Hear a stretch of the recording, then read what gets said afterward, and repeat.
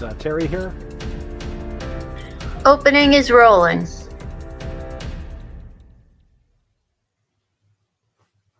Hey guys, what can I get started for you today? Bananas away, regular? And I'll have the Rip Berry, but can I get vanilla oat milk and I'll add spinach and ginger? And can I substitute the raspberries for strawberries? Also add the chia and hemp seed, and definitely have the power booster and the collagen booster. And can I get that blended twice? Wow. For Alicia, custom chaos? One of a kind. You're one of a kind. Booster juice, freshly made, your way.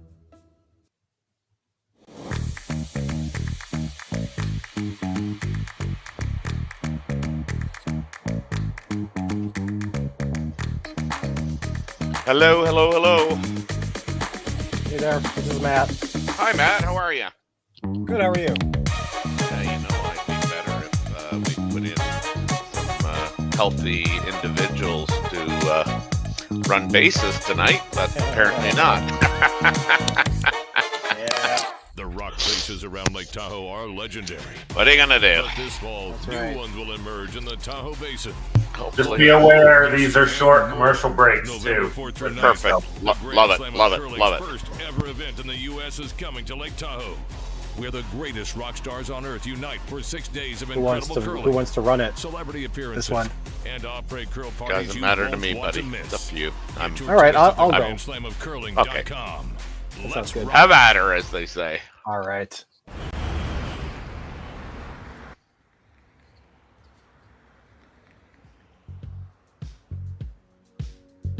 That's life. That's what all the people say.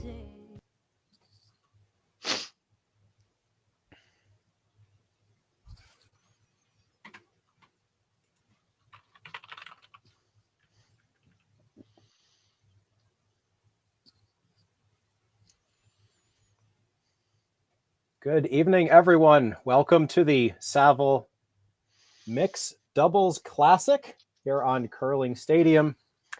My name is Matt Sussman, and I'm alongside Terry Corbin, and we're excited to bring you this match between two teams who have been undefeated so far this weekend. From the USA, Cory Thiesse and Cory Dropkin versus, from Japan, Miyu, Ueno, and Tsuyoshi Yamaguchi.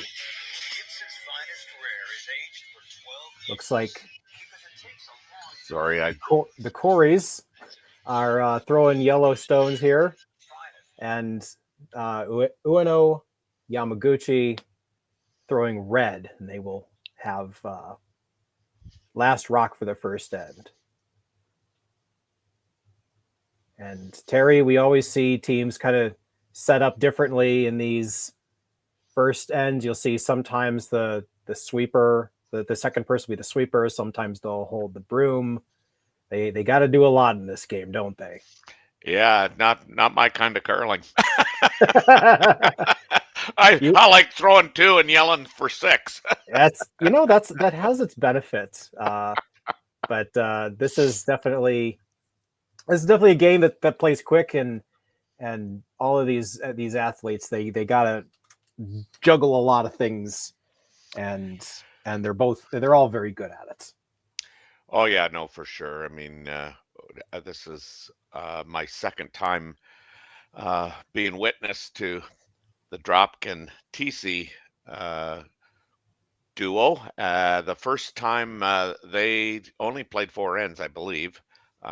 They were just firing on all cylinders, and the last game I did, I mean, it just seemed to be whoever, if you made your first shot of the end and got a really good rock frozen to the back, I mean, it was kind of the end was basically over. So absolutely, yeah. It's a game that can go quickly, and a couple good shots can take an end away. But we'll see lots of rocks in play if you've never watched it. And as you can see, we've got 6 rocks touching the center line in the first end. I mean, the good thing is in this situation, I mean, sometimes all it takes, when the angles aren't very good, is one team to say, I'm blowing it up, and next thing you know, they're sitting, two or three, and the end just totally switches around. But this weekend, for the most part, I've not seen one team like blow an end up, and um, the only time that there's been some real kind of I guess over strategic plays has been on the power play.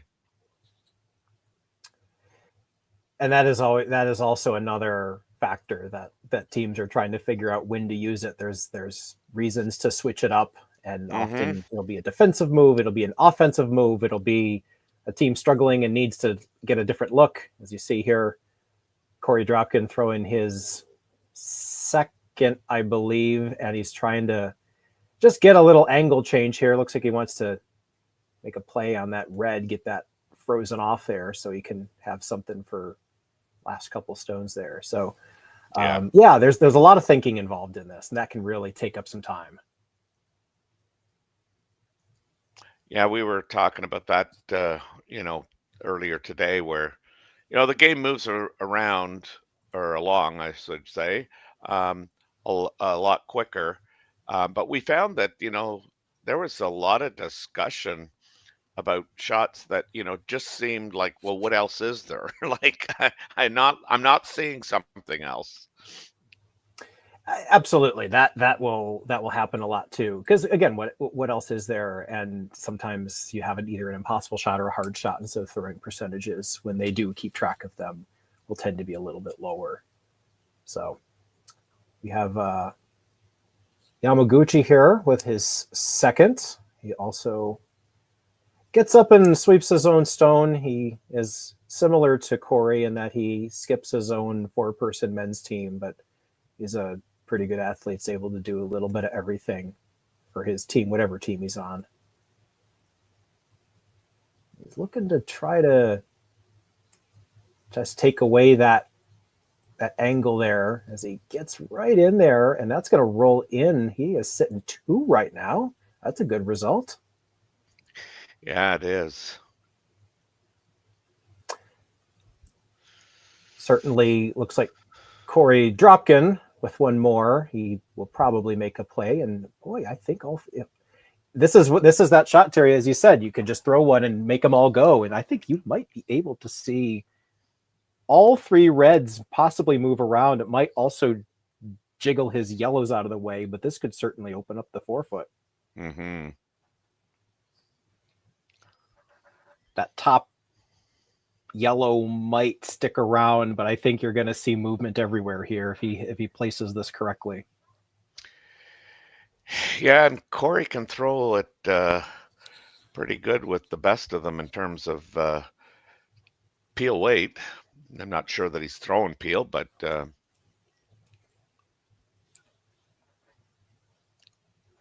here's Corey's last. He gets to throw 3. Then Corey Thiesse will throw their last stone. So this is his third. Yeah, this is humming. So it is coming with some weight. That is looking to get the high side on that red one. He does have it, and they all move, and they all get touched. And that is going to leave, I think, the TC Dropkin stone up top, sitting closer, possibly.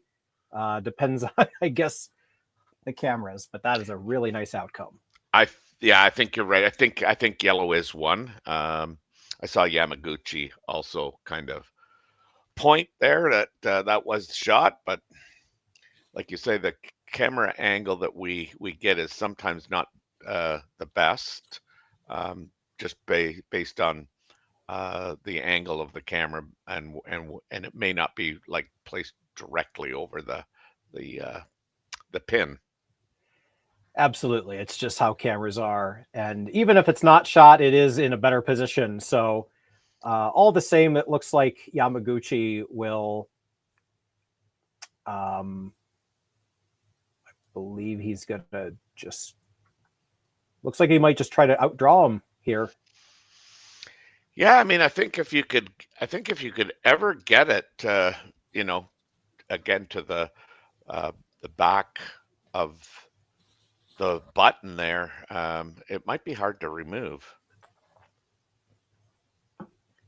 So Tsuyoshi Yamaguchi, sorry, so his Yeah, last no, here.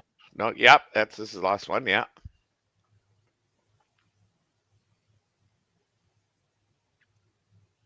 It's going towards the center line pretty quickly. Is it going to get Yeah, past the no. center guard? It's not. That's going to crash. Open Yeah. things up a little bit for him.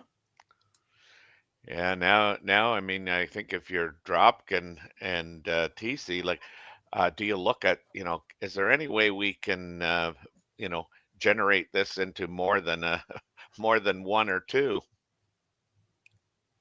Oh, I guess they don't have the hammer. Sorry, my bad. Never mind. Yeah, I think with the two reds the way they are, you can't get rid of them both. But there might be a play there if you can hit and roll. I think Corey was signaling a hit and roll, and you could do a steal there. You could do a steal of two. But there's some opportunities here now, given the miss. Yeah, I mean, is it any good if you kind of played that in turn, tapped the yellow into the reds, and then rolled over in behind that yellow guard? Yeah, if you do that, what's the shot? And I think the answer would probably be speed, draw down to the pile and get your one. I think they want to prevent anything more than a one if they don't see a stealable opportunity here. So, Cory Thiesse will. Yeah, they're looking at Yeah, I think they're going to go at the reds. Yeah. And it's a smart call. You don't want this to get away from you too much. You don't want to. You could say guard your shot stone, then they pick it out, and then they score three. So this is certainly a very good call here.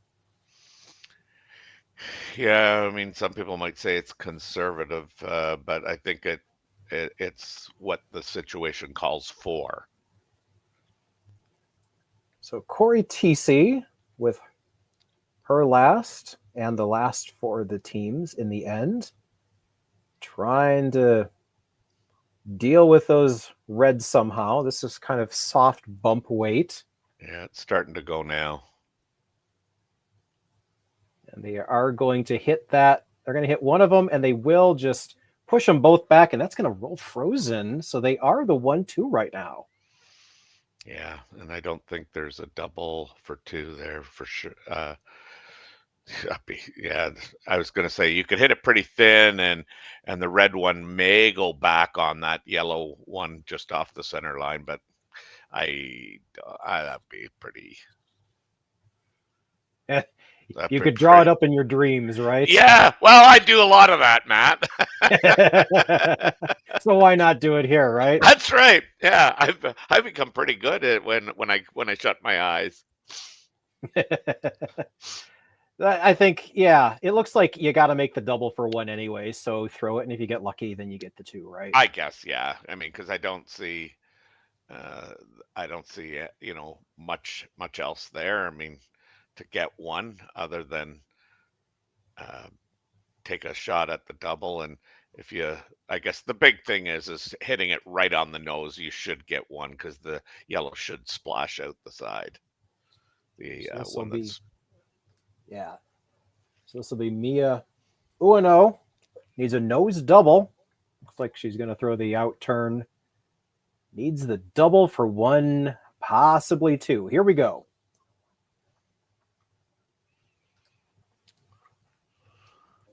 She's getting up there. Yeah, she's going to have to go to get this, keep this on the nose here. It looks like it's going to kick out. Yeah.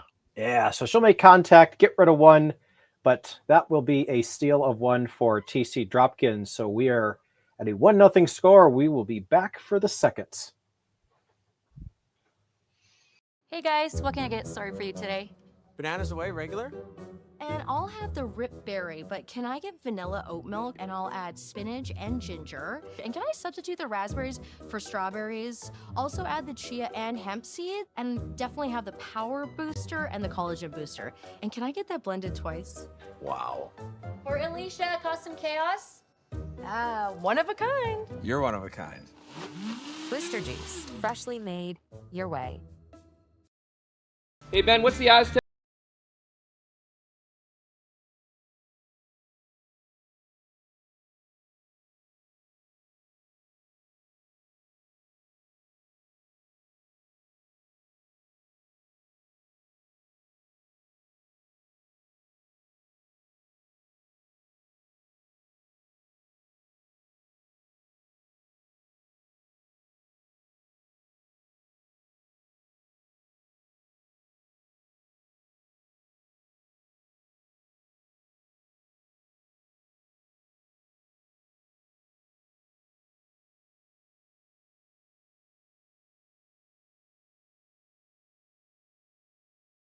Live curling rocks. And this November, the best in the world are coming to Tahoe. Get your seats now at gsoctickets.com. But hurry, early bird pricing ends soon.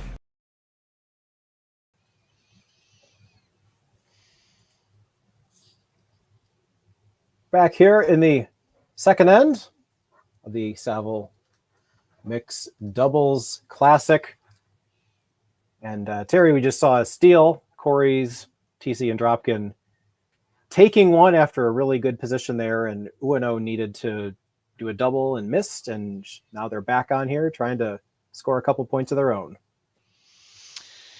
Yeah, I mean, certainly I think the decision that Dropkin and TC made to kind of what I call blowing it up, but I think was well thought out, and it certainly created that opportunity. This one's really hanging, eh?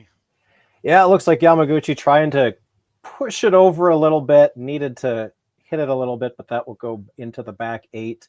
So now, with the pinhole available, Cory Dropkin's first can try to take control of this end here. And they have been very good at this mixed doubles. They're, as I said earlier, they're 3-0 here.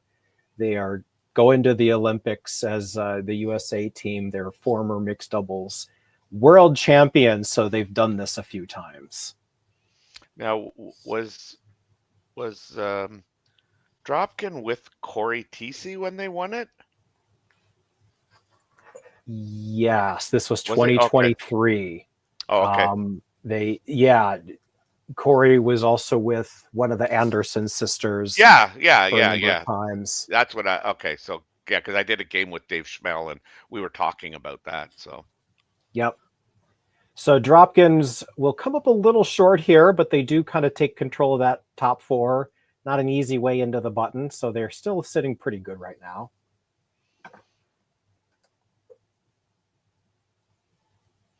Three rocks have been thrown now, so I think they can run that guard in if they so choose.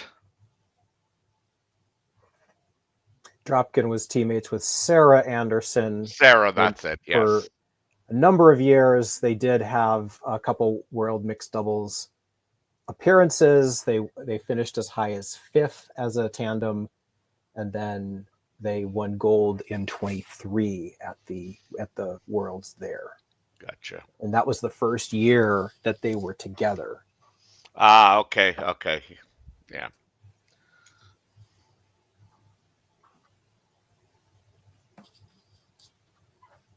So Yamaguchi here, trying the run back here. See if they can make any noise with that center guard. He's getting right up right away. Trying to hit that, and look at that. They all fly.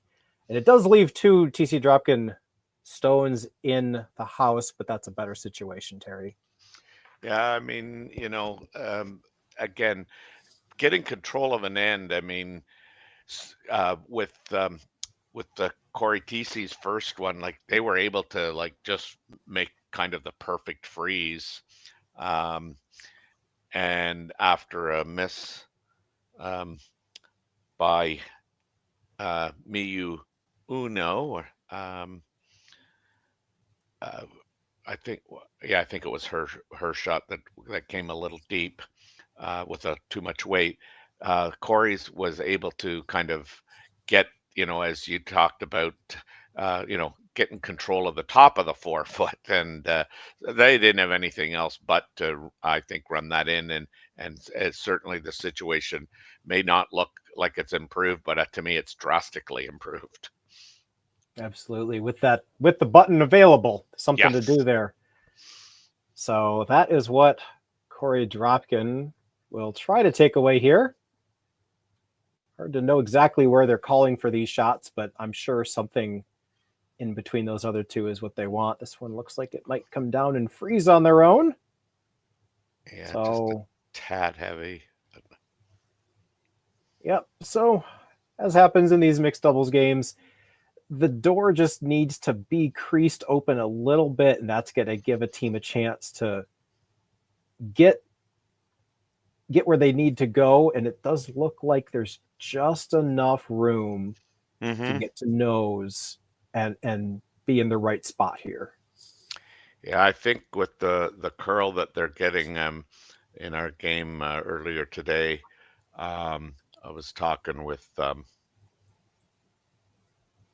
oh my gosh, Rory McCluster, and Rory kind of figured that they might have just kind of papered the rocks before this event, because he felt that they had a little bit more bite than they have been having at here at this terrific sportsplex here in Edmonton, Alberta. 10-sheeter. That's a lot of rocks.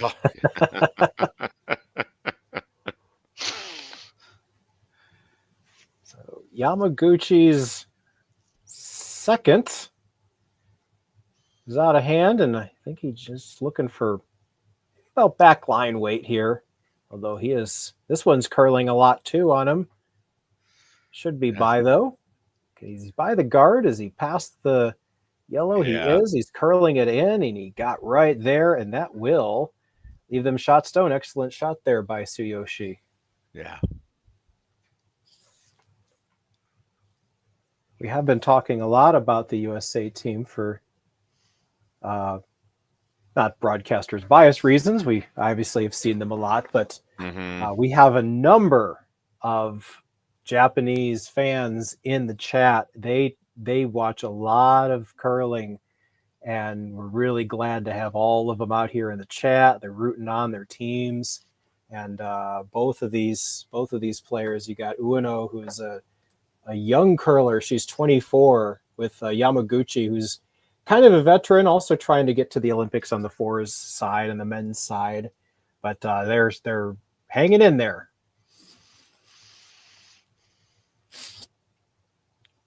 Yeah, here's Corey playing that out turn.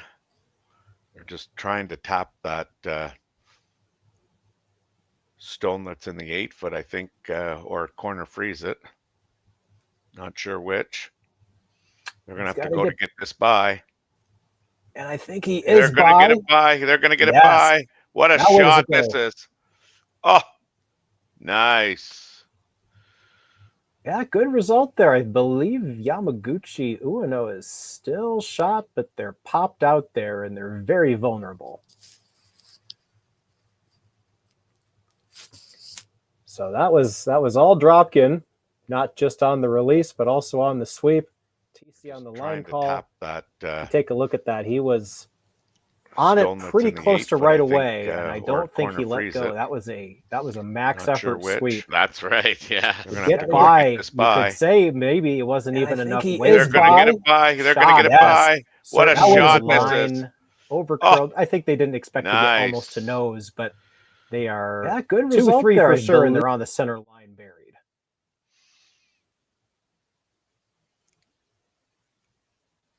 Yeah, Corey's in the back there trying to recuperate after that.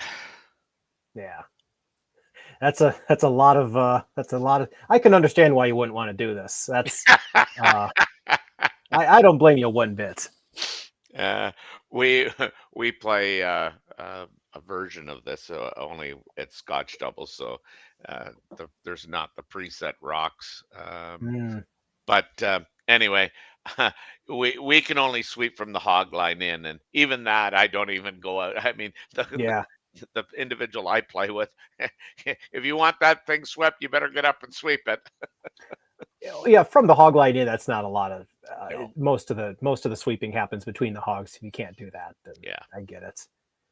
So Yamaguchi again. We've seen he can do the up weight. Can he do another one straight back? And yes, he will. 1, 2, 3 yellow rocks move around. And look at that. His shot stone. It's not shot stone. It's second now. But that is covered up. Excellent shot there by Tsuyoshi Yamaguchi. Yeah, from the hog line in, that's not a lot. You can break this one down. Most of the sweeping happens between the hogs. You can't do that. Thrown really well, and I like his. So release Yamaguchi there, but, again. We've seen he can do the up weight. Can he do another one straight back? And yes, he then the will. rocks 1, start 2, to 3 fly, yellow so, rocks move around. So I'd still like to be yellow here. And yellow does have the opportunity here to make a play on that Ueno Yamaguchi stone. It is a little bit open, but with soft weight, you could certainly get there and move it back to sit 3 for the moment. This will be Corey Thiesse's throw.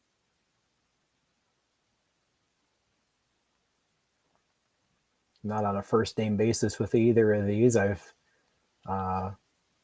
I think I've met them both briefly, but I don't know if they remember me. But they, you can't call them Corey. You gotta specify. That's right. Well, we were in our broadcast earlier with this pair. We were calling them the Coreys. They are the Coreys, yes.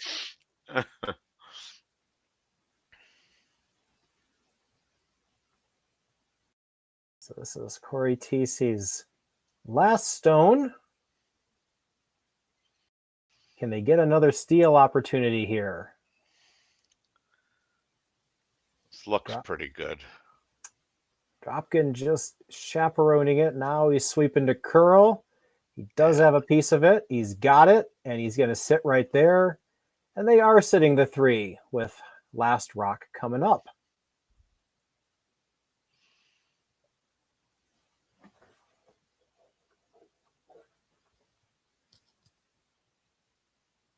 Looks like there's one shot, and it's to hit the one on the button.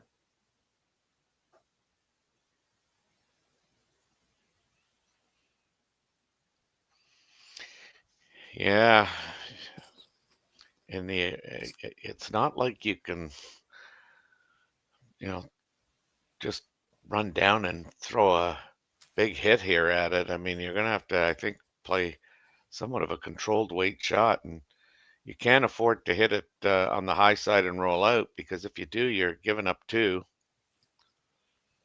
You also can't afford for this thing to over curl and you chop off the top one and go over top of the shot rock. Yeah, you could give up 3 that way. Yeah. So precise here for Miyu Ueno.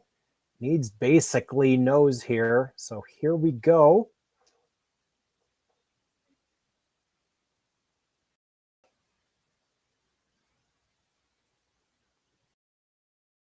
Not yet much now. We're on it for line, trying to keep it straight. Looks good. Yeah.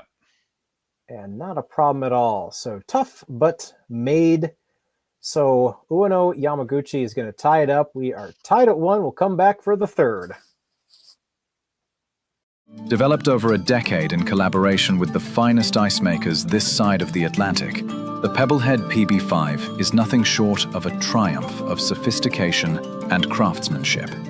Weighing less than half its lumbering copper predecessors, yet boasting 10-fold their durability, the PB5 delivers perfect, consistent ice, time after time. The PB5 by Pebbleheads.com, the apex of ice-making ingenuity for the roaring game of curling.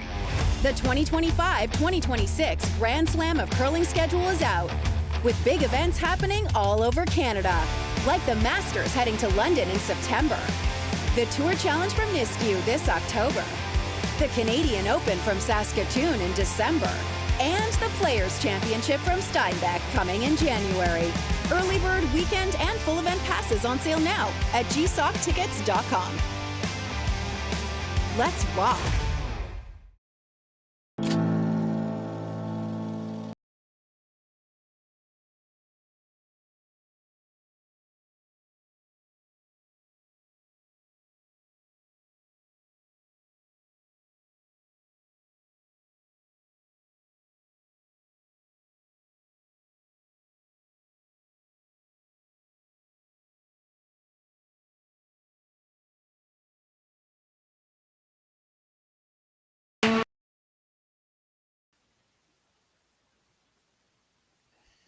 Third end here, and team Ueno Yamaguchi ties it up with a tricky little hit that could have gone bad 2 different ways, but she made it true and came back through a perfect draw down to the position stone, and Cory Thiesse is going to try to match it, see if she can hit the pinhole. Yeah, it's one of those, third end, first time with the hammer. Let's see what they can create and see how much imagination that they also have. And they've had some good games so far this weekend. The scores they've won their games 9-1, 9-3, and then 7-6. So they have played a close one, but they are able to pull away when they need to, and I don't think they're going to be able to do that in this game based on the first 2 ends.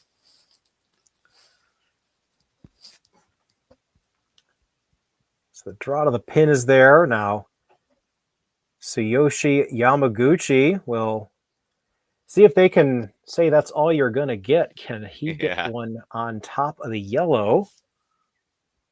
Needs this one to curl over. He's trying to move it. He is moving it. It is coming down, and it's going to land just a little short. Top 8. So there is space on the intern side. And again, that's that. Just keep the door open a little bit for them, and they're going to just bust it wide open here. Try to take control of this third.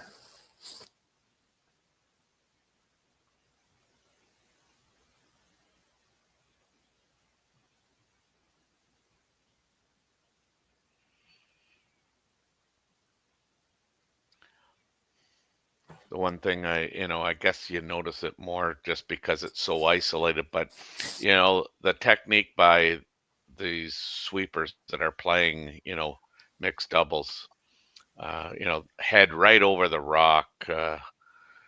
It's so nice to watch. I mean, we're talking like real good technique, a lot of power being exerted on that broom head.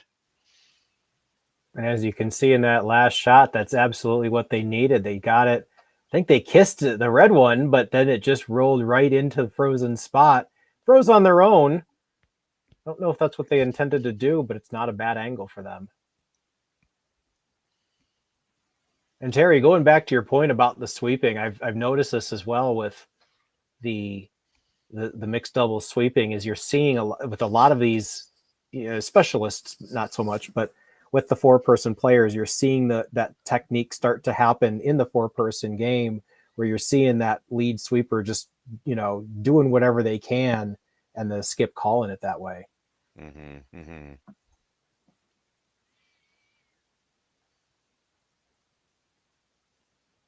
So with that frozen throw made here, Yamaguchi, can he just hold him to 1 or 2? Looks like Ueno is signaling top 12 as a target. It's going to go, I think, a little past that. They are going to get down and freeze to that stone. So we have another pile on the center line.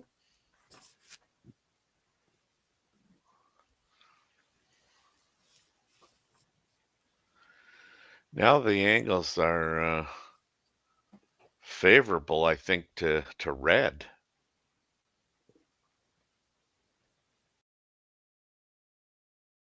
Yeah, if you hit the top red one, well, we could speculate all day, Terry, on what's going to happen. And usually what ends up happening is they show us what happens. And I think that's what Corey's debating here, Cory Dropkin. Can he or should he try to spill as many reds as possible here? Mm-hmm. If you can get any transfer of energy all the way through that chain to that back red, that will open up a chance to score 2 for them.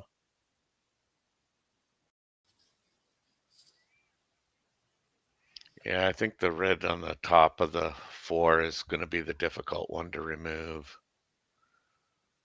So here's Cory Dropkin's throw. Starting to curl on him. Yeah. Does make contact. They all move around. And a lot more space there in the 4-foot. Yeah. I mean, I don't think that red one was ever going very far. The one that shot rock now. Yeah, so after all that, they've seeded shot stone.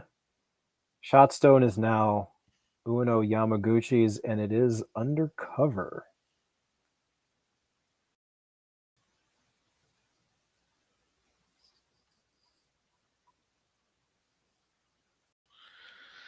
Looks like they've selected to hit second shot. Looking for a nose hit by the looks of it. So this shot would basically mean we're not in a great position to steal. We'll take the force and feel pretty happy with that. I think a nose is good here. So we'll see if he can do that.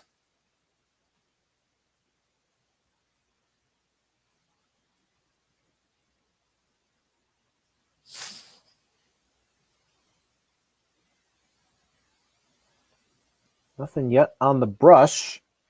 Yeah. They've got it on the nose. So they are counting 3 at the moment. This will be Cory Dropkin's third throw. Didn't see the call, but it looks like, I'm sure it looks like a draw to me here. Mm-hmm.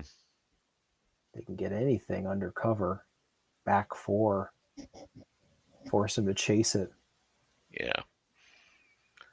That's the one thing about the mixed doubles that I find a little bit more difficult is when it's the 4-man, we kind of know what shot's been played probably, 80-90% of the time. And this is, because there's no broom, kind of put down, you're left guessing a lot of the time. Yeah, so here's Dropkin trying to push this one distance and curl, and he will just get it to the tee line. That is a good brush there. Mm-hmm. And yeah, Terry, back to what you were saying about not knowing what the call is. They put the broom there, but they're clearly discussing the shot right now. Behind the hack, they say, all right, this next shot's made. We're going to do this. And then they just do it.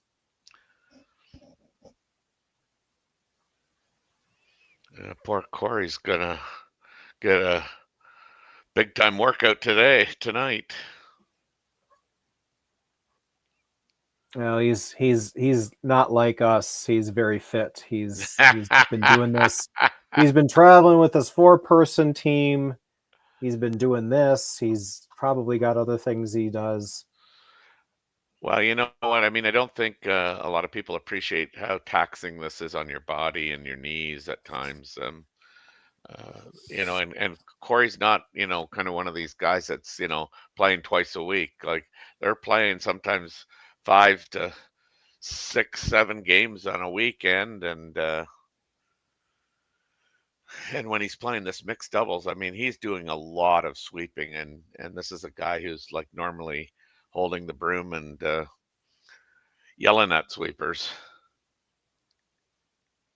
Yep, and there he is watching Miyu Ueno's final stone, trying to pick out the yellow, which she does with ease, and that is going to leave a draw for 1 for Cory Thiesse. Yeah, this. I mean, this is their first chance at an end with the hammer, and they've been forced to 1. And so this is definitely a good game so far. A lot of shots made, both sides, back and forth. You see the touch shots, then you see the big bomb. Everything goes away. And then that leaves some relatively easy shots at the end here. But I wouldn't say a draw against 4 is an easy shot, but she does have backing. So she's got that for her. And she's also got Korey on the broom, so. Oh, then in that case, well, why worry? That's right. So final stone here in the third end. Needs a big piece of the yellow ring here. Not a panicked sweep at all. Very methodical. Yeah, Now some Korey. effort's being put into it, but Yeah. I think he likes it. He's got a little bit of backing, and Yeah, I think he loves it. not a problem whatsoever. To make it real good, cover the pin, Cory Thiesse. Yeah. No, take Backing? the one. What backing? What backing exactly? We'll be back for the 4th. Hey guys, what can I get started for you today? Bananas away, regular? And I'll have the rip berry, but can I get vanilla oat milk and I'll add spinach and ginger? And can I substitute the raspberries for strawberries? Also add the chia and hemp seed, and definitely have the power booster and the collagen booster. And can I get that blended twice? Wow. For Alicia, custom chaos? One of a kind. You're one of a kind. Booster juice, freshly made your way. Developed over a decade in collaboration with the finest ice makers this side of the Atlantic, the Pebblehead PB5 is nothing short of a triumph of sophistication and craftsmanship. Weighing less than half its lumbering copper predecessors, yet boasting tenfold their durability, the PB5 delivers perfect, consistent ice, time after time.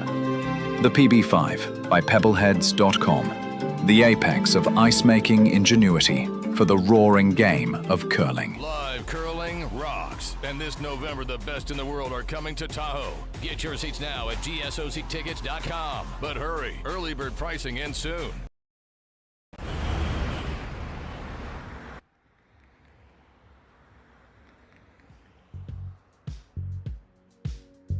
That's life. That's what all the people say.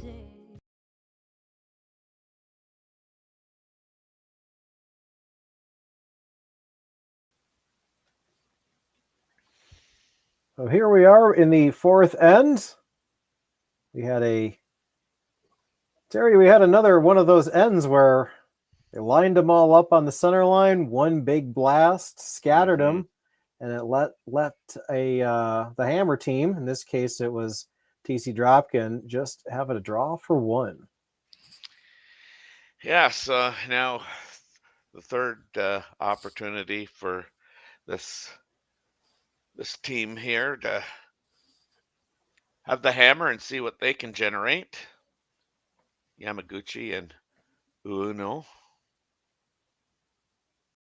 Cory Thiesse's first came up a touch light. It's top 8, good position, but Ueno with a chance to go around all that, try to get to top 4. That's kind of the magic zone here in mixed doubles, is top 4, top 8. You want everything kind of there.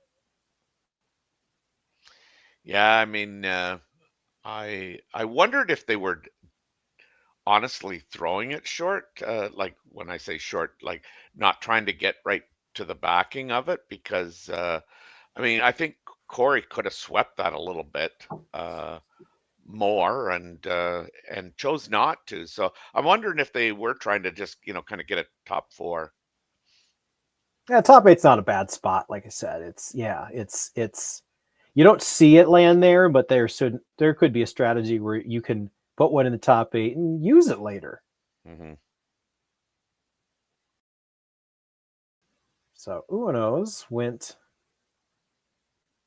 back button. So now Corey Dropkin with a chance here to get to the button, freeze there, and see if they can be in control here.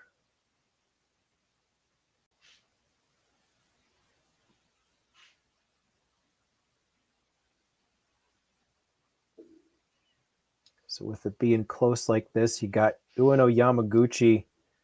The logic of hammers in the even ends kind of holds some weight, but there's between the power play and the high scoring, it's less impactful than it is in the fours, right? Yeah. It's amazing as the rocks are the same, the playing area is the same size, but in some ways it's just a completely foreign game to some people. Like, you want to hit a stone, but you're not supposed to hit a stone. You want to, play defense. Well, you got to throw a draw. you got to throw a freeze to outcount some stones. It's very counterintuitive sometimes.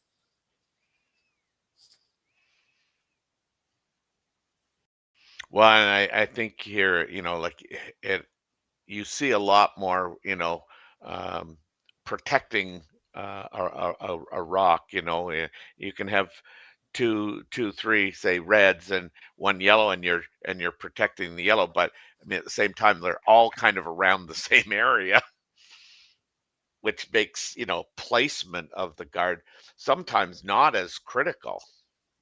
Like it can be off by, like you might want it just biting the center line, but given the way the rocks are all on the center line, you can be just off center, and it's good enough. And we witnessed that earlier this morning.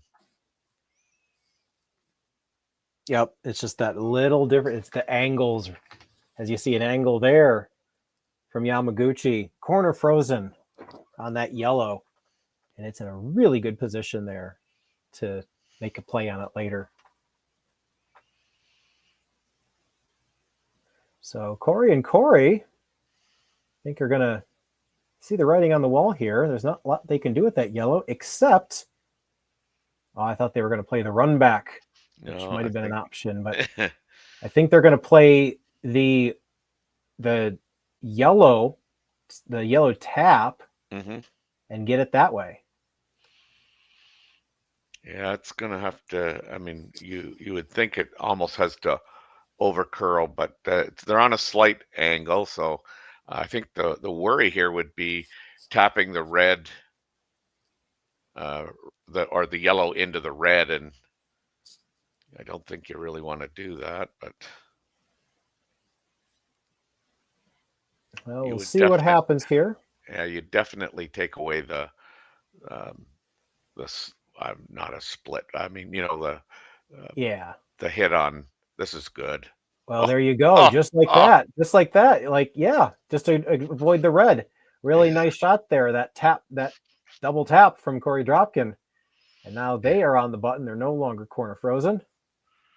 And now, interesting angle there, Terry. If you hit that red high side, what happens? I think it's going to touch that red, that yellow it's next to. I don't know if you can make a lot of that's what I mean. Yeah, that. I think that's why that's so good. I think it'll touch the yellow. Although touching the yellow, I mean, if it's it'll create a spinning rotation on the rock. So I mean, it might be enough to unfreeze, if that's a word. I'll call it. Yeah. Okay. I think it's melt, but I'll take it. Yeah. I know exactly what you mean, though, and it looks like he's going to play some kind of softer bump weight to possibly just tap it himself. So we'll see what happens here.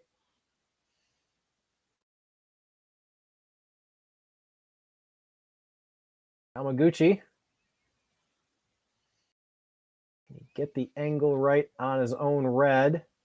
Yeah. Going to hit it almost to nose, and that will go into shot stone, bounce off a little bit, and as you said, unfreeze it a little bit. The yellows are all lined up, and Korey does have a shot there to possibly sit 2. He's got about half of that stone, though, so he doesn't have a whole lot. And I think here now you have to be really careful and strategic about where this next rock goes, because the red onto the yellow is there.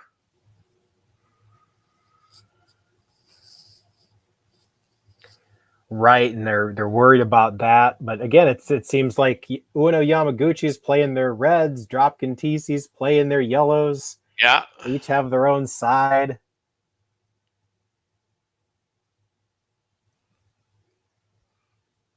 So again, I think this will be similar weight to Dropkin's last one, most recent one.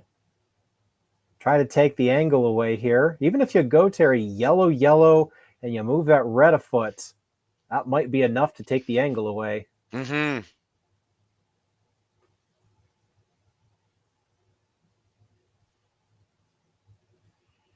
Another real delicate little shot here. Mixed doubles is full of those. So Dropkin's sweeping his own stone here. Seemed to be close. Now he's sweeping to curl. He's by the guard. He's on the yellow. 1, 2, bump. And he is going to, and they're all lined up right now. Wow. That might actually be real good. Yeah, I think it is. All lined up. Don't think you can get to shot stone. The reds, the angle on the reds is basically gone. There's a triple on the reds if you nose them, Terry. I think they may be trying to sliver that red in because onto the top yellow on the top of the button. Yeah, hit a quarter of it. Yeah, I think that might again unlock that yellow on the pin and kick it out enough that that red one on the side of the button above the tee line could be left as shot. Yeah, so with Yamaguchi throwing his third here, he certainly wants to give his playing partner, Miyu Ueno, a chance for something. Like you said earlier, sometimes there's impossible shots. Yeah. You got to give her something on her last.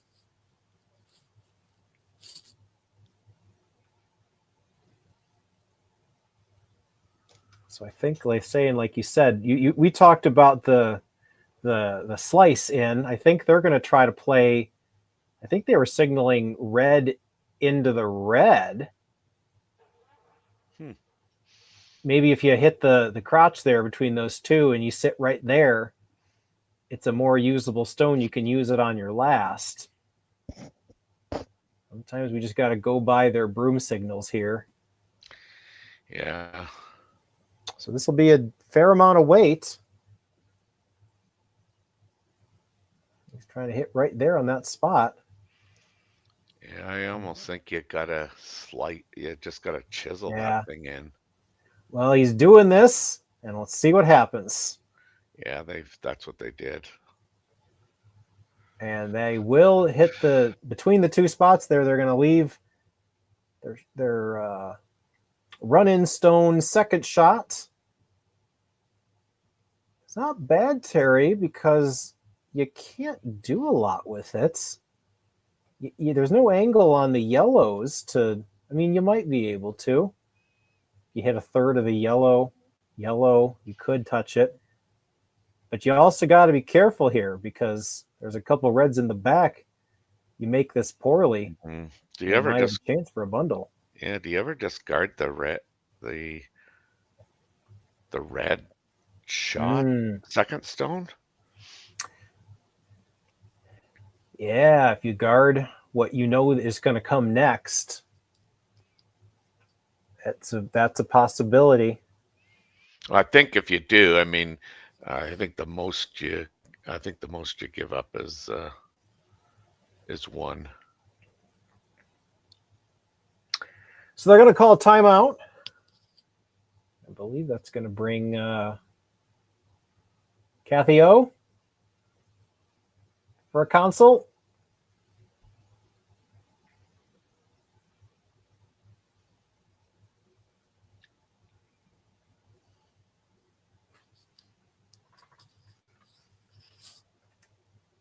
quick one at that.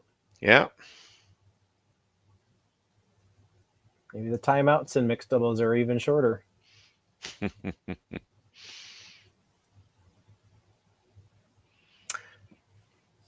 Well, we can only wonder what the call is at this point. Yeah, yeah. But I think the guard's not a bad idea. I like it. Because then what?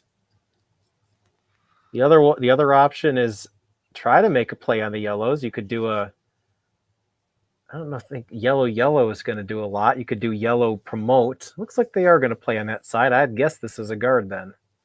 I would think so. I mean, I think anything else is you expose yourself to potentially a deuce. So Corey Thiesse. This does look like just a guard. Yeah, and here's where I was saying, like, these guards don't have to be, as precise maybe as you would if you were in the 4-man thing. Yeah. Just because of the amount of rocks that are in and around a 4-foot, like, and the angles and all that stuff. So sometimes it's just taking away paths.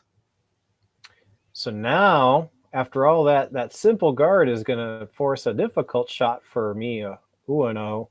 They eyed up a double. You hit that double too thin. You're giving up a huge steal. Oh, I mean, this is dangerous. You slice that top one. It may go yellow, red, and leave 3. Yeah, potentially.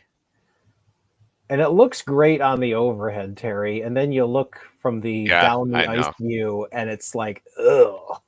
I know.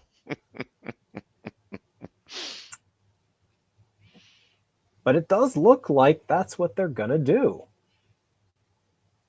Wow. This is there's a lot of risk to this. If you're gonna miss this, Terry, over curl it. Yes, I would think so. And it's for 1. Yeah, I guess that's why the high risk is there, is because you're giving up 1 right now, but you could get 1, yes, but I think there's a higher probability that you give up 2 or possibly 3. So here is Ueno's last. Trying to hold it. They are close, and they are just going to overcurl. But they missed it the right way, as you said. Correct. You had good shots. Yep. Yeah. So they're only going to give up a steal of 1, and we are halfway done with this game. We'll be back for the 5th. For over 20 years, the Sandra Schmirler Foundation has granted more than $9 million to hospitals across Canada for life-saving equipment for premature and critically ill babies. In the past 4 years alone, $4 million has been granted thanks to the curling community's incredible generosity.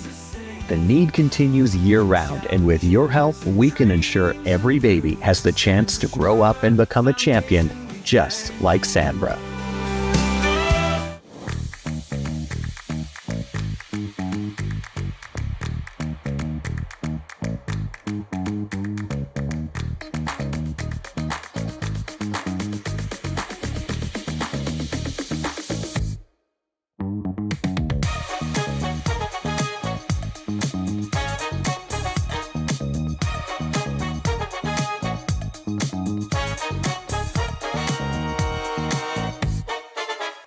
Welcome to the RockShop.net, the official store for the Grand Slam of curling.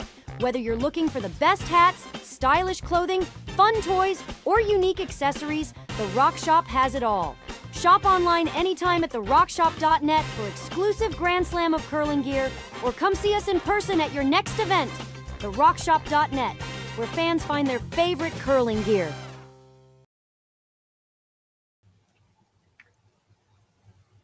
We're back here in the 5th end, the Saville Mixed Doubles Classic. It is a 3-1 score, just like Game 7 of the World Series is also a 3-1 score.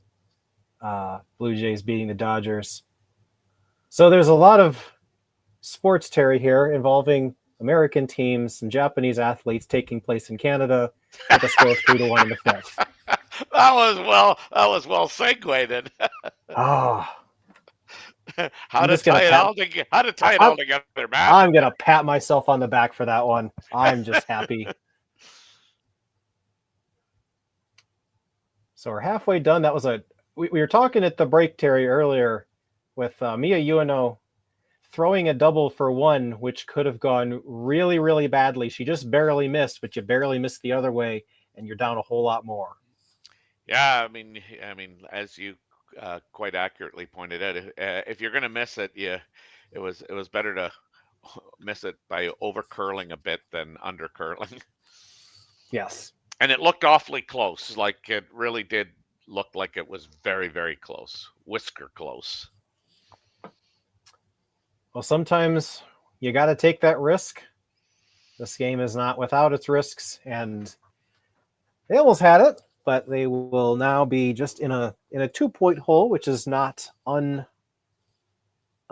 unmanageable as we go to the middle stones. I've always wanted, I wish there were better defined positions for the person that throws the first and fifth and the person that throws second, third, and fourth. And we haven't ever quite, the positions are male and female. The male typically throws the middle three. They don't have to. It's usually what happens. But there's no like middle position or ends position. Yeah. There needs to be. Maybe we can come up with one tonight. I think, I agree with you. It's typically 3 rocks thrown by the male person. And I mean, I've seen, and again, it's not at this level. It's more, kind of a tier 2 down. You do see a few of the women throwing, the 3 rocks in the middle. But yeah, for the most part, it's the female throwing the first and fifth rock of the end, and the male throwing rocks 2, 3, and 4. And the other interesting thing, and I've heard this rule thrown out as a possibility, is because in the current state of things, you can elect to change the throwing order from end to end. Yes, for sure. And at the rec league, at least in our doubles league, we have some teams that just like to do that every single end, because then they each get to throw just as many rocks. Yeah. There has been, and I think I'm going to give Dean Gemmell, CEO of USA Curling, the credit on this one. I think he's talked about he would love to see a rule change where you had to change every end, and that would certainly change the complexion of mixed doubles curling. Or as you're talking that, I'm thinking, like, what would the rule be? Like, one end per game you would have to do that, or like, would that be 2, and you try and pick and choose where that's going to happen? I mean, that could be interesting. Yeah, I think it's you come up with rules, and then the players conform to the rules and figure out how best to use them. And a lot of times if someone's throwing 60% of the stones, it's almost at this point you could say it's a game between Dropkin and Yamaguchi, because they are throwing the majority of stones, and it is a good game. And obviously Cory, Thiesse, and Ueno have to make their shots, which they are. And so, it's, the rules that we made them up. We can always change them, right? Yeah, I mean, I would. I'm surprised, given that the option is there, that depending on the score, that what a shot that is. Oh, I'm sure you had a good point, but Cory Dropkin just threw a triple. So the rules. We'll have to mention that. Here's the replay. We can always change them, right? Yeah. I mean, I would. I'm surprised, given that the option is there, that Cory Dropkin, and then depending on the score, slightly high, and catches. What a shot that is! Yeah, that's a. I'm sure you had a textbook way to make a double, but it certainly looked good, and that clears the board of red stones. Yeah, I know So- what I was saying is, yeah, I would have thought, for instance, so the score is 8-1 or whatever. You just see teams just switch it up for an end because you can do it for an end. So And I have done that as well when my mixed doubles partner. Sometimes just depends on how we feel. We'll just switch it up. But if we need to, I'll throw more takeouts sometimes versus her, and if the lead is, if we have a lead, we'll do that. So yeah, I can see that as a possibility based on the goals of the end. You could have teams change their lineup. Mm-hmm. So I do like it. It's a if people haven't tried it, if you're out there and you've curled and you've played a couple years and you're trying to pick up some new tactics or skills, a lot of new curlers that have talked to me have said that they like it because it feels like practice to them. Well, I mean, and to follow up on that point, I mean, I see a lot of these younger athletes that are coming out of junior and even in junior, U21s, but certainly the U25s. A lot of them are playing this mixed doubles, and I've talked to a few of them, and they think it does enhance their shot making on the fours because they're they're facing these shots on a regular basis, and just tick that. But anyway, just to finish that, yeah, they're facing these shots a lot more often and required to make shots that probably they aren't going to make routinely if they're playing the fours. So some of them have said that they really like the idea of, as you use the word, practicing, but playing in a competition, but using it as more of a practice. Yeah. So we have a miss there. That's a full-fledged miss. We haven't seen many of those. Yeah, definitely uncharacteristic of Corey. He doesn't seem happy back there, but this is now a chance for Yamaguchi to draw around that guard, maybe show a little piece, possibly sit two. They do have hammers, so this is an opportunity for two now. Yeah, for sure.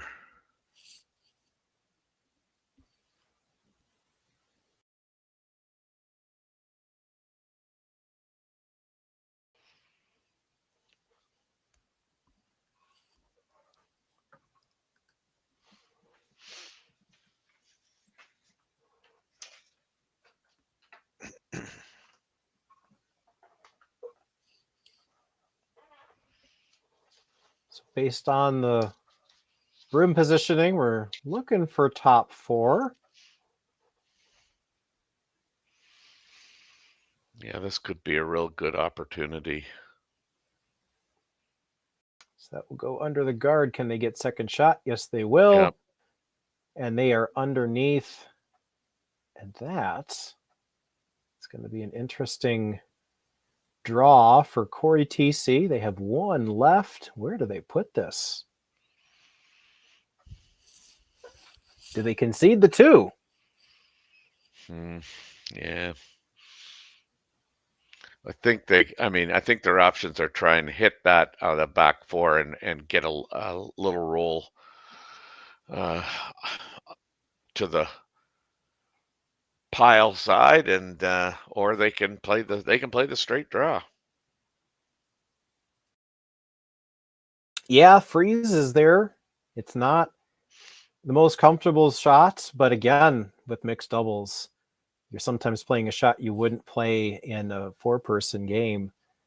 Well, I think too that what might dictate this shot too is the score. I mean, you're up 3-1. I mean, I would just think that you want to avoid the 3 spot, and at worst, you're tied playing 6, or you're tied playing 7. Sorry. Yeah.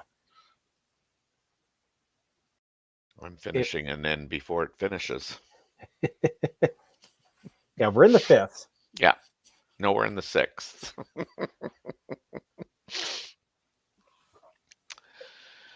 Ah, dear.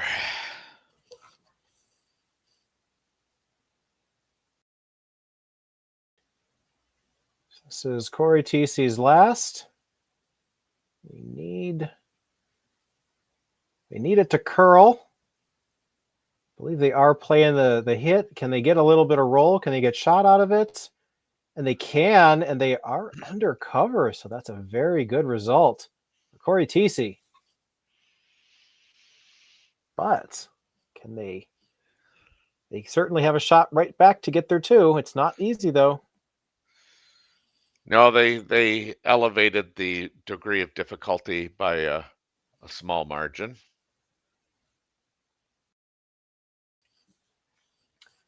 They just need to move that yellow back a couple feet.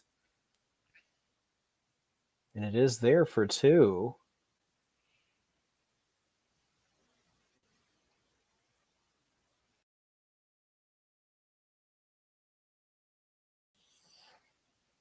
This will be a chance for them to get back into this. They've given up 2 steals already. Yes. Stop the bleeding with a good one here.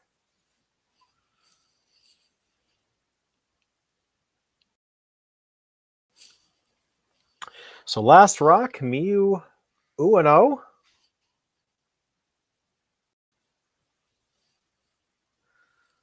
Interesting, that the Korey team they sweep and both of them are down, but he held the broom for her, and she's gonna have to curl this one hard, and they're not gonna get the 2.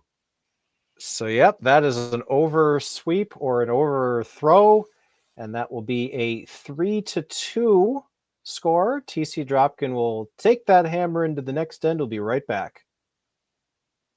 Hey guys, what can I get started for you today? Bananas away, regular? And I'll have the rip berry, but can I get vanilla oat milk and I'll add spinach and ginger? And can I substitute the raspberries for strawberries? Also add the chia and hemp seed, and definitely have the power booster and the collagen booster.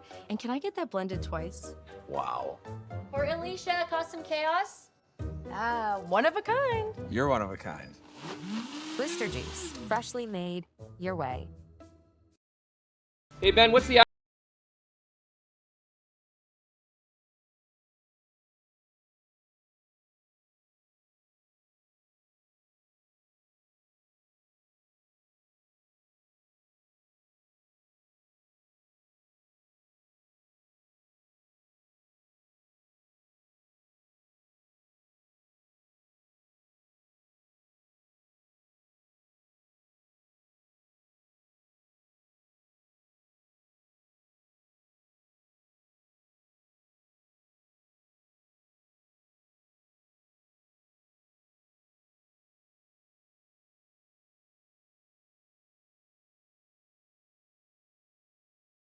Live curling rocks. And this November, the best in the world are coming to Tahoe. Get your seats now at gsoctickets.com. But hurry, early bird pricing ends soon.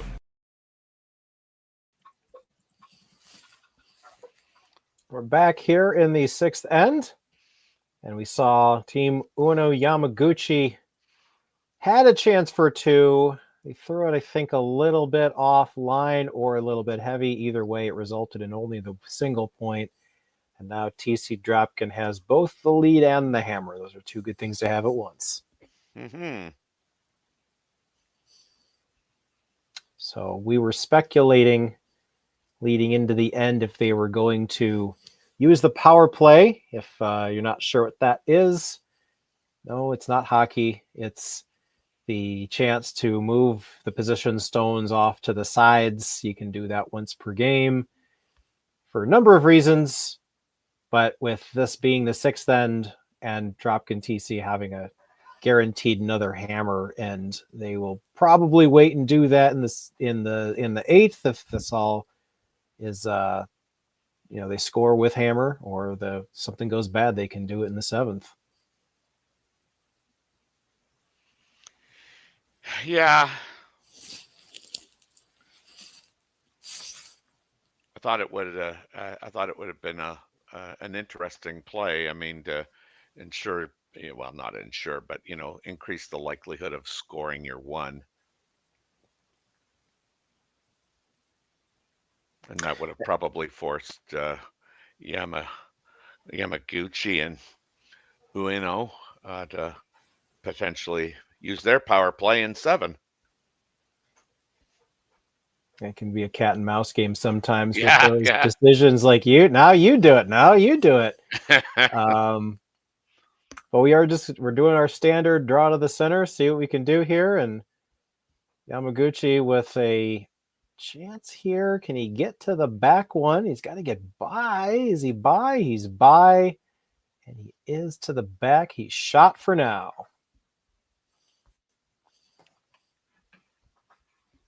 Yeah, now you run the pile in.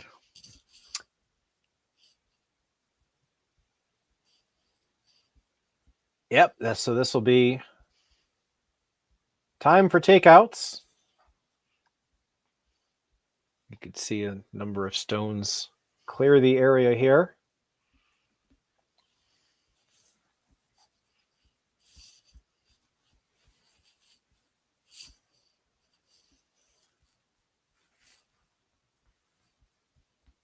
I think just a double on the reds is all he really needs.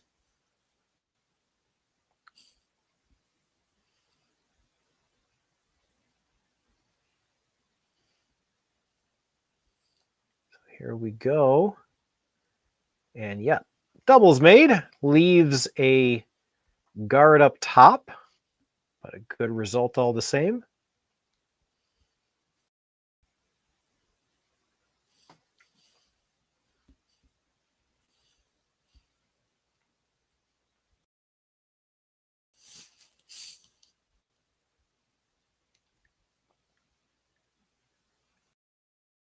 So Yamaguchi here can, I think, still just play on that yellow in the top 4, push it back, roll a foot. Yeah, I mean, I'm not sure you want to. I think you might want to play it short of their own red one. I mean, I like the freeze because I think they got to generate, kind of that 2 possibility, and I think if you try and move it back, I mean, you could open this up for Dropkin and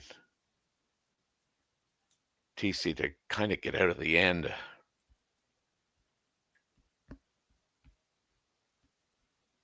Looks like they are doing that. Looking at, well, Broom's in a different spot, but I think they are looking to protect their red. Might be going down to it. Nope, I think it's going to be just covering it. Ooh, that looked like late finish there.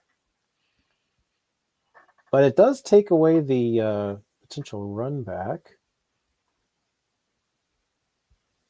And Cory Dropkin's eyeing up how much of that red can he hit, and can he make any noise in the 4-foot with it? I mean, I almost don't think so, but I mean, it does look tough for sure. I don't think hitting the red flush is getting anything he really likes. No.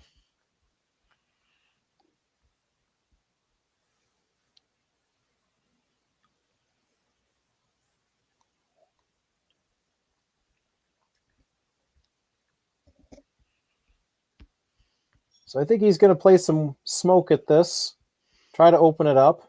Mm-hmm.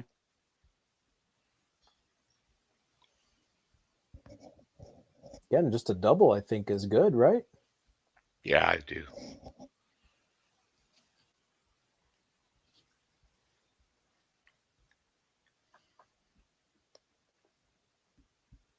So we made one. Can we make another? I'd have to go hard on that. Mix Didn't the really double? change. Yeah, it didn't really Yeah. change I've much. seen this before. Yeah, yeah. That was a rinse and repeat. Yeah. I don't think that was a replay, but it sure looked like it. So after the double made with the shooter stuck at the top of the guard zone, Yamaguchi will freeze to that yellow, take that angle away, take the run back possibility away.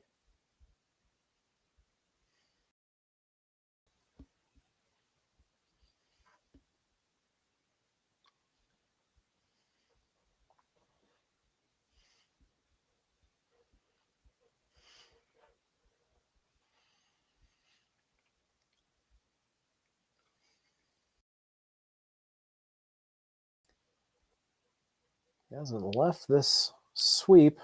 Yeah. There he goes. Now he's...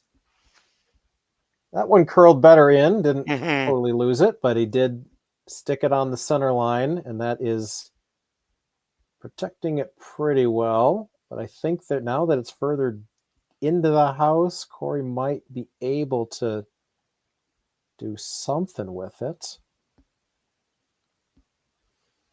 Maybe hit it over top. Hit a third of it.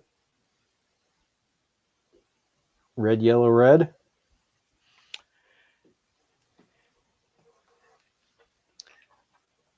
Just trying to see, kind of get a sense of like if you get half the red, you get the red, but are both reds going out of the rings? Well, I think that's going to be the question. You can certainly hit it. You can go red, yellow, red. As Corey Dropkin's coming back down to look at it again.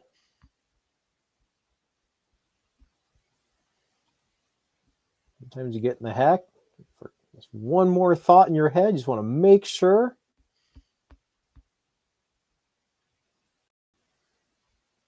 And that's another thing that happens when you're in the hack. If you just, it's going to be killing you if you forget about something and you do it and you're like, oh, I should have said something. There's no clock here. You can take the time you need and make sure you set up the shot you want. Well, certainly on the overhead, it looks like, you hit half a rock, but I mean, then when you look at it the other way, I don't know. I think this is always the call. So we might have a clean house after this, but we'll see. This is Corey Dropkin's last rock. And there's 1, 2, 3. They're all moving. And that will leave them with 2 in the back of the house, and that's a pretty good result. Yeah, I think that's as good an outcome as you probably could have hoped for.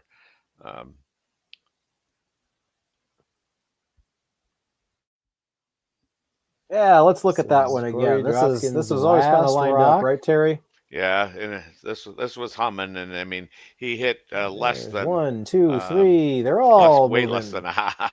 So and that will he probably hit a half of what he could see. And now I think that's going to leave Ueno. I think she's got to try to play the slash double now to avoid giving up the 2.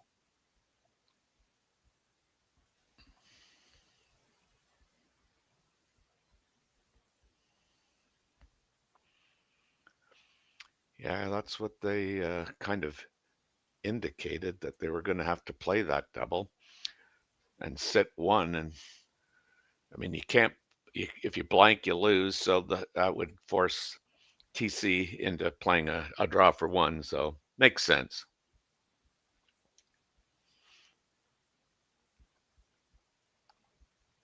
So last stone here for Miyu Ueno. She's on it. Does she have it? She's got the double made. And as you mentioned, Terry, in mixed doubles curling, you cannot blank the end and hold the hammer. So this will be a draw for 1 to the 12 foot.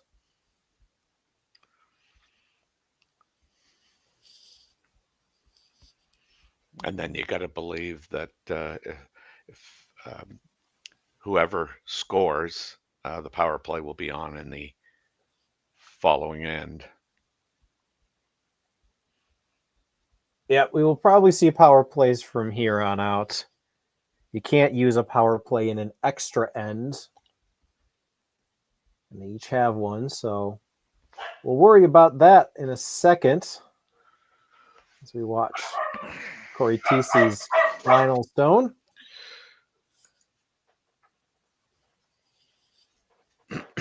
Just needs full 12 foot. Yeah. Corey Dropkin's not worried. Not a single Corey is worried about the shot. That's right. They're all happy, and they are going to take the point, and they will take a 4-2 advantage, and we will come back for the 7th. Developed over a decade in collaboration with the finest ice makers this side of the Atlantic, the Pebblehead PB5 is nothing short of a triumph of sophistication and craftsmanship. Weighing less than half its lumbering copper predecessors, yet boasting tenfold their durability, the PB5 delivers perfect, consistent ice time after time. The PB5 by Pebbleheads.com, the apex of ice-making ingenuity for the roaring game of curling.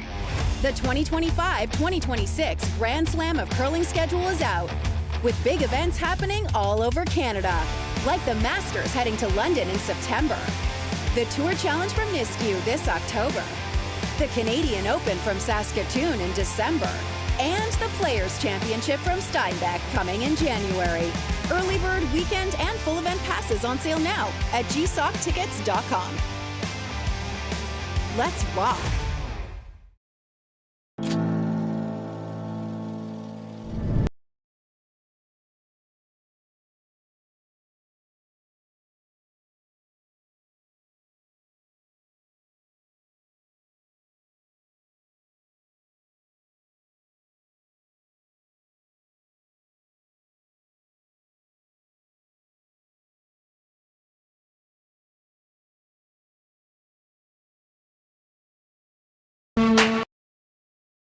Oh, really? Oh. We're back here, 7th end, and what do you know? We've got a power play. We've been talking about it. The people demanded it, and here we are. Now, the power play, Terry, starts out on the sides. You see a rock there on the center, and that's because that rock was pushed in by Corey Thiesse, and that's typically the move you do. You can move them. You can move your own stones, and usually what they do is they try to push that into the house. They think they probably just didn't hit enough of it, and that's why you see that there. Yeah, that would be my guess. I don't think they've changed the rules in the last couple hours. No. Yeah, you see, that's typically the move. You try and chisel your own into the rings.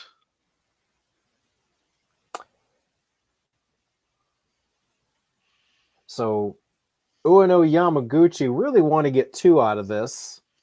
So a lot of ways you can do it. You can split the house and kind of pray the double's not made. You can use the guard that's there now. In this case, I think they're going to go under door number 3, which is put the guard back. Yep. Yeah, that was the call. I'm surprised you didn't tell us that we have a 4-2 score both here on the ice and in the field. Well, I was waiting for you, Terry, to say that. I was going to give you the honor of that one. It seems, Terry, that this game and the World Series is inextricably linked in some spiritual form, that this game seems to be following that game. So if you're a Blue Jays fan, you may also want to be a TC Dropkin fan, is all I'm saying. Well, all I'm saying is that I'm willing to let the American duo here win as long as the Canadian team wins the baseball. Sorry, man. Well, it doesn't matter what sport it is. There's superstition everywhere, and you can be on a hot streak, and you can try to do the same thing, not wash your underwear or eat the same meal you had, because it just gets you in the right mindset that I'm doing something right here, and I don't want that to stop. So, but it is. The score has been. It hasn't been exactly the same, but it has been 3-1, 3-2, and 4-2, just like this game. So there's a lot in the air in Canada tonight.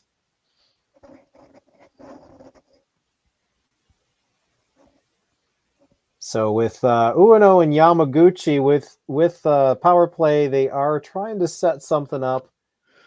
They've got second, third shot right now, and that's just gonna give Corey Dropkin some target practice. They're going to hit the open stone that was placed there and try to get this back to a force.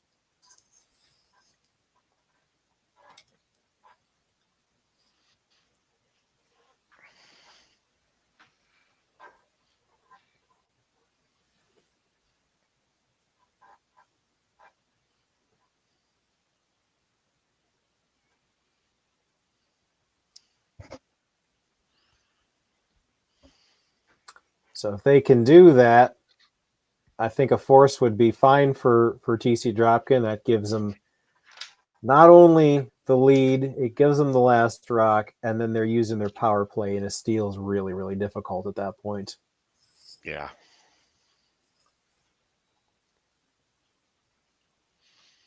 So that one is pretty good. Interesting. Where is it going to roll? Well, that's just going to roll back 4. No big deal. It's a good spot. Can be used a little bit, maybe freeze too, but not a lot of good ways here for Ueno Yamaguchi to generate points at this point.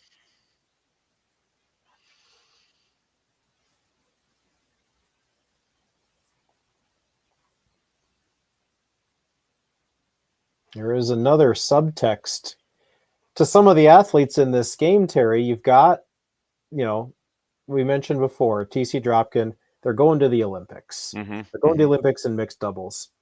As for men's and women's, Dropkin has his own team in the men. The trials are coming up. He's one of the contenders. Corey TC plays on Tabitha Peterson's team. They're the prohibitive favorite, if you will. Yes, I would say so. Yeah. It would be them or Team Strauss. And then you've got Yamaguchi, who is Team Japan. And they're not in yet, but neither is the USA field. So whoever becomes Team USA will have to go to, I believe it's Kelowna, Canada, and qualify in the Olympic qualification event. So all three of these athletes have a road to the fours as well. Yeah. Well, and I know certainly. I say I know. I shouldn't say I know, but I think. Go ahead, take it. Yeah, I know.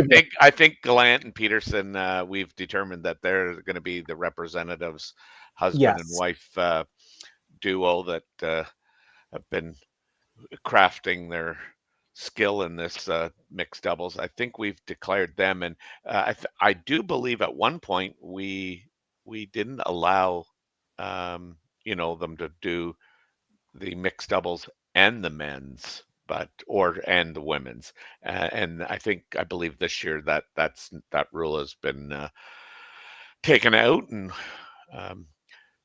Brent Gallant and is with Team Jacobs, and certainly they would be considered a favorite heading into the Olympic trials, which is going to happen later this month. Yeah, that and you're correct. They didn't want someone to do both. Now, I guess they've seen there might be something to being able to do both. You play mixed doubles and then you play men's and women's. So I think it was the last cycle you had Oscar Eriksson win bronze in mixed doubles and gold in men's. So there could be something to playing the mixed doubles. And like we talked earlier, it's kind of like practice, but it does sort of warm you up. You play it, it's the same rocks, it's the same ice, you're getting used to it. And these are high level athletes. So someone like Gallant can certainly he's not going to tire, I think is what is maybe the concern. He can do both. He can compete in both, and they can contend in both. Mm-hmm. Well, and I think too, part of it was like just scheduling. Like, so how do you ensure that you don't have any kind of overlays and running from like a 2 o'clock game that takes you to 5 and then have to go right back at 7 type of deal. Yeah, absolutely. So, but we've seen success. Matt Hamilton was another one. Yeah, that did the mixed doubles. They didn't do so well in that, but I do remember they did a little bit better in the men's as they went on that run. So we could see another athlete do the double duty to gold here.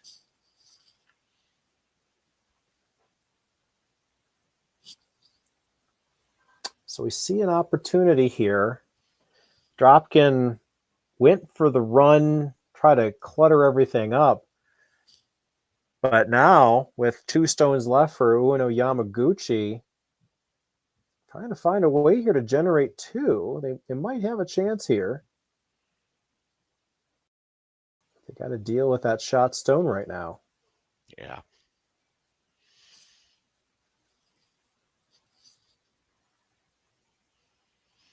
Certainly this, typically you see more action outside on the wings here when you do a power play, but this thing's changed around a little bit. Yeah, that kind of that ticked guard sort of turned this back into a standard end again. Yeah. Yeah, because of it, if they get it into the house, certainly that changes things a little bit, but just ticking it to the center line and just short, allows the play to be drawn into the center as well after they weren't able to utilize that corner guard.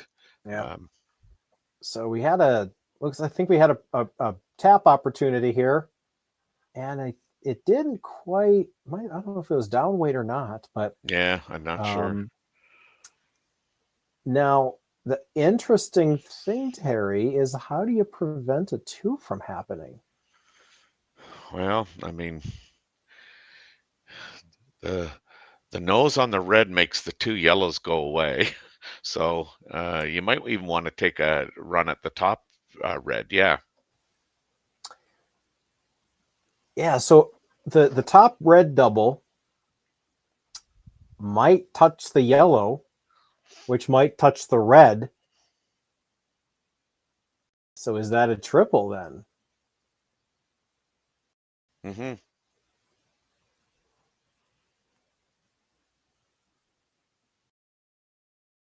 Although it's just a touch, I wouldn't say it's a straight collision. Yeah, but it might be enough.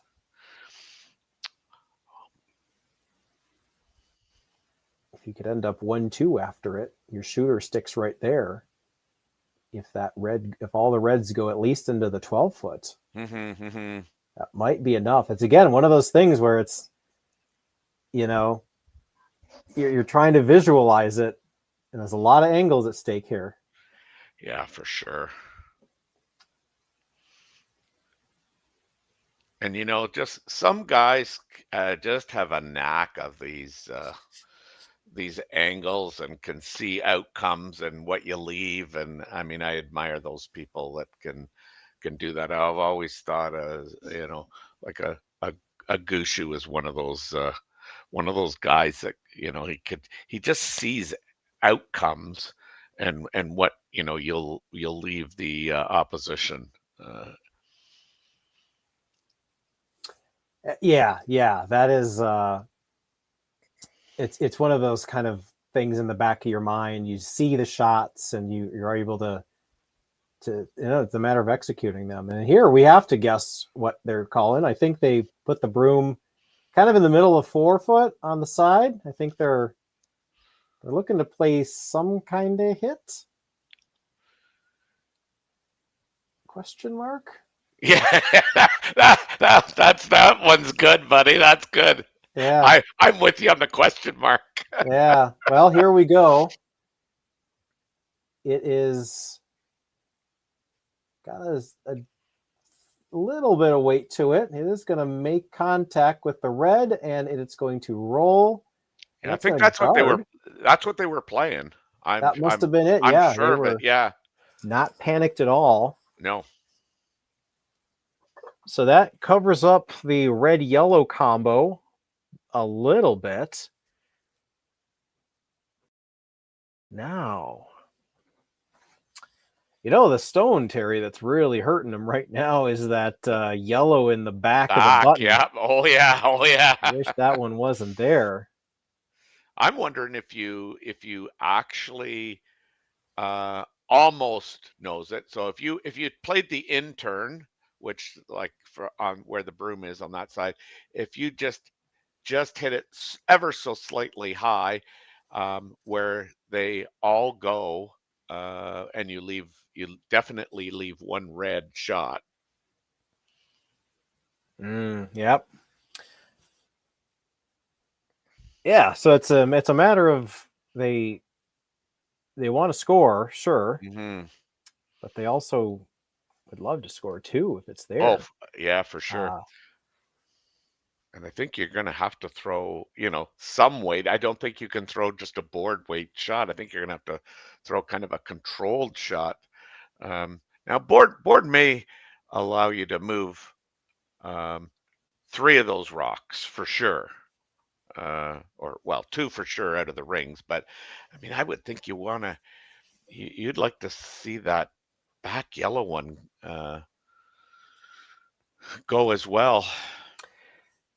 Yeah, I think that might just be a yellow, red, yellow. Yeah, I do too. And that's the simplest one. We've seen them take some risks in this game. So for sure. We'll see what they do here. Can they get on the board here in the 7th? This is final stone in the 7th. I think they're just playing for the 1. I really do. Does look like that. Not much on the brushing. Now they're on it. Not much. Oh, there we wait, go. Yellow, red, more yellow. weight. And they are going to bump. And, one for sure. But I think it's look just the like 1. it's yellow. Second shot. They're going to take a look. We're going to take a look. And Corey was it is yellow. Corey was quick to say, "You got 1 now. Let's go." So that'll be a 4-3 advantage for Thiesse Dropkin. They'll take the hammer. We'll be back for the 8th. Hey guys, what can I get started for you today? Bananas away, regular? And I'll have the rip berry, but can I get vanilla oat milk and I'll add spinach and ginger? And can I substitute the raspberries for strawberries? Also add the chia and hemp seed, and definitely have the power booster and the collagen booster. And can I get that blended twice? Wow. For Alicia, custom chaos? One of a kind. You're one of a kind. Booster juice, freshly made, your way. Developed over a decade in collaboration with the finest ice makers this side of the Atlantic, the Pebblehead PB5 is nothing short of a triumph of sophistication and craftsmanship. Weighing less than half its lumbering copper predecessors, yet boasting tenfold their durability, the PB5 delivers perfect, consistent ice, time after time. The PB5 by Pebbleheads.com, the apex of ice-making ingenuity for the roaring game of curling. Live curling rocks. And this November, the best in the world are coming to Tahoe. Get your seats now at GSOCtickets.com. But hurry, early bird pricing ends soon.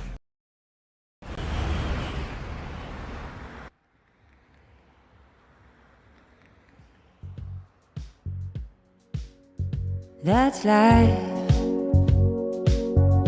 That's what all the people say.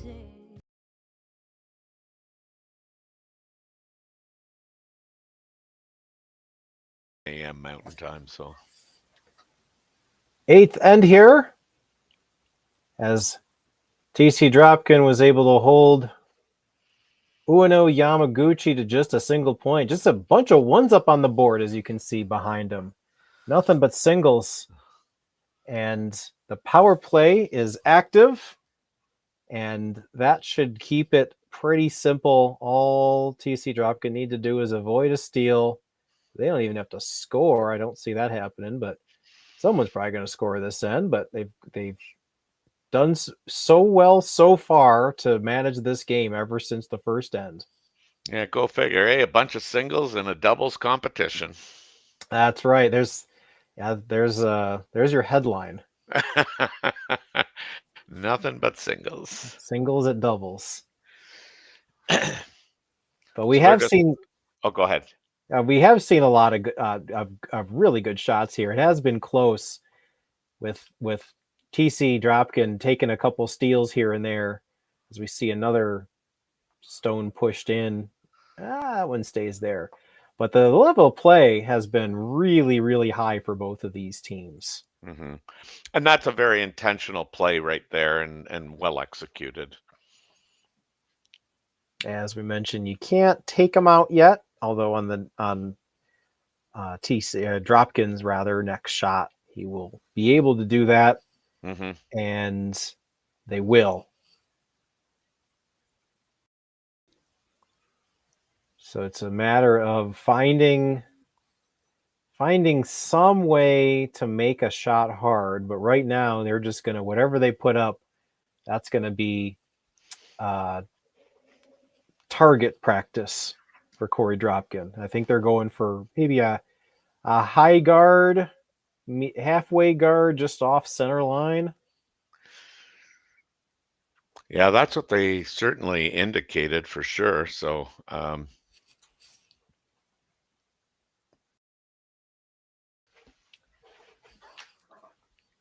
so just to take a look here, this is the last round robin game for all of these teams.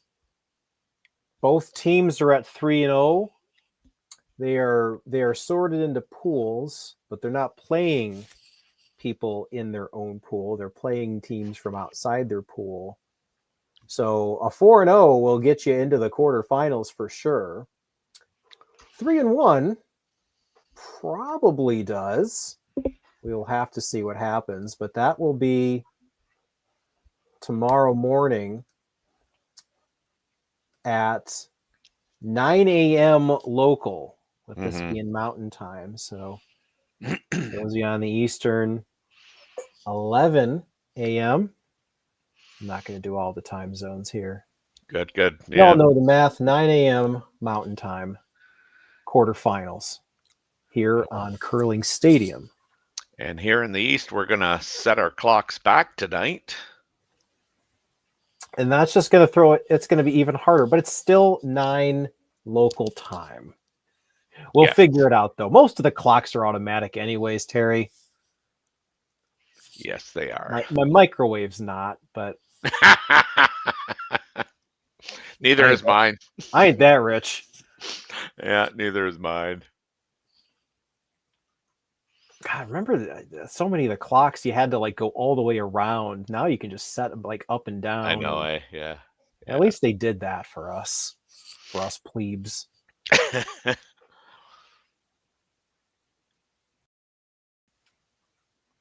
So back to the game here. Just they're trying to find a spot that will force a miss. Yeah. They're putting it in a spot where, you make a nose double and it's going to roll into the house, which is what they want. They want to force a miss, but you could just make a single peel and be just as happy here. Yeah, I think so.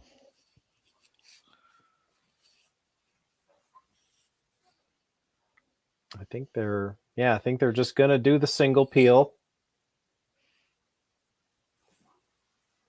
Yeah, it's too risky to take on the double. You could leave your shooter on the other side as a guard. You could just jam it.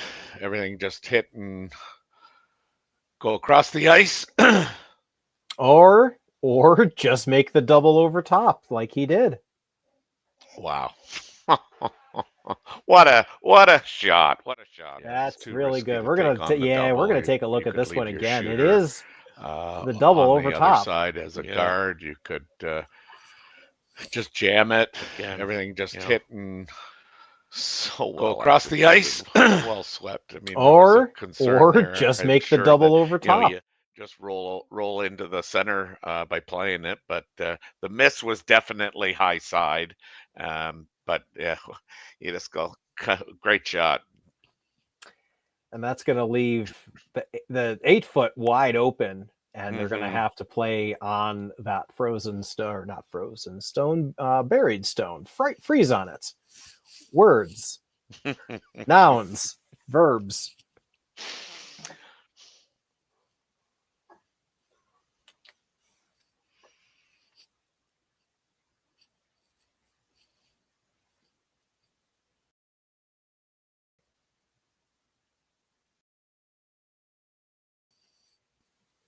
I think this is Yamaguchi's last one of the end.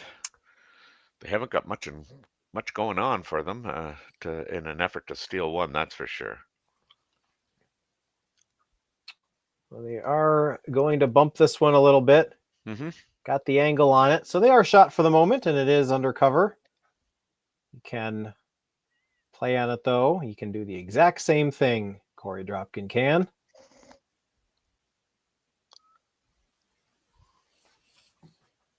He can do a lot of things. He could open up the guards. He could, I think he's just going to play down to this and bump it back. And it's like Corey Thiesse is also signaling. You could also just draw open. What's that? What's the harm there? That is what they'll do.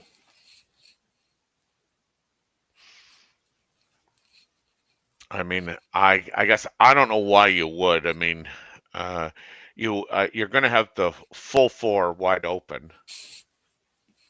If you just even try and go around it and bump that a bit, but I suppose you don't want to tick the guard and be a center guard. So I guess, I mean. And it's another one of those differences, Terry. If this was like a 4-person game, I could see this shot being the call because you're the skip throwing the last 2, but this is 2 different Corey's throwing this. So this is Corey's last, and then Corey Thiesse's last. Yeah, that's right. 2 different people throwing it. Yeah, you sometimes, because I even said earlier today, I said, I guess you're going to be forced into making a draw. It's maybe you should just practice the line, because you can't practice the weight, because the last person throwing's got 1 shot at it. Now look where that one landed. That was right behind the tee line. Is there a freeze to get out of this end? Well, yeah, I think a little on the high side. They're going to be playing the they're going to play the intern. Okay, so on the low side, like 7/8 low on the low side there, might turn into a catch. Or yeah, that was probably not the spot that he was going for. Corey was. Yeah, that's the only reason I didn't like that. I mean, I think you can make yourself a more difficult shot on your last one, but. So this is a possible out. Miyu Ueno, if she's got the touch, she needs this to be shot stone when it's all said and done. Mm-hmm. I just know the way it curls. You could have probably chased that the red rock.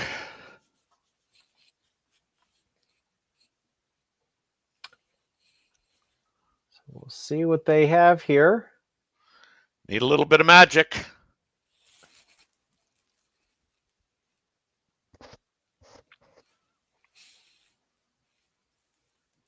Yamaguchi hasn't left this one.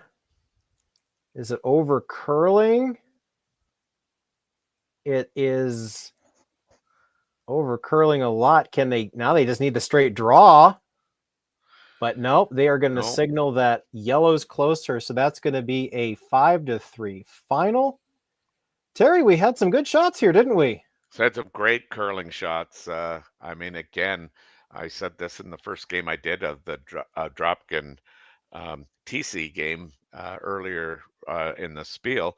I mean, Corey was just lights out. Like, I mean, lights out, making doubles, making triples, and again, a repeat performance there. I mean, just some really critical shots made to perfection. So, Absolutely. So they're gonna do some LSD shots here, but we are going to go, and we thank you. Thanks to Kaylee in the production booth. Thanks to Terry Corbin. I've been Matt Sussman. Please come back and watch the quarterfinals of the Saville Mixed Doubles Classic, 9 a.m. Mountain Time here on Curling Stadium. Thanks for watching. Live curling rocks. And this November, the best in the world are coming to Tahoe. Get your seats now at GSOCtickets.com. But hurry, early bird pricing ends soon. Hey guys, what can I get started for you today? Bananas away, regular? And I'll have the rip berry, but can I get vanilla oat milk and I'll add spinach and ginger? And can I substitute the raspberries for strawberries? Also add the chia and hemp seed, and definitely have the power booster and the collagen booster. And can I get that blended twice? Wow. For Alicia, custom chaos? One of a kind. You're one of a kind. Blister juice, freshly made, your way.